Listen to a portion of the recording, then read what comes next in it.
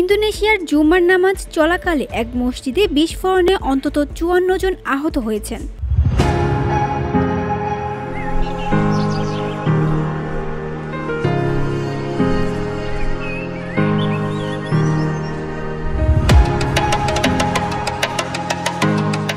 শুক্রবার রাজধানীর জাকার্তার একটি স্কুল প্রাঙ্গণের মসজিদে ওই বিস্ফোরণ হয়। আহতদের হাসপাতালে নেওয়া হয়েছে বলে স্থানীয় পুলিশের তরফ থেকে জানানো হয়েছে। জাকার্তার পুলিশ প্রধান আসিফ এদি সৌহেরি জানান, রাজধানীর উত্তরাংশে কেলাপা গার্ডিং এলাকায় বিস্ফোরণ সংঘটিত হয়েছে। আহতদের মধ্যে অনেকের অবস্থা আশঙ্কাজনক। বিস্ফোরণের কারণ জানতে তদন্ত চলমান রয়েছে।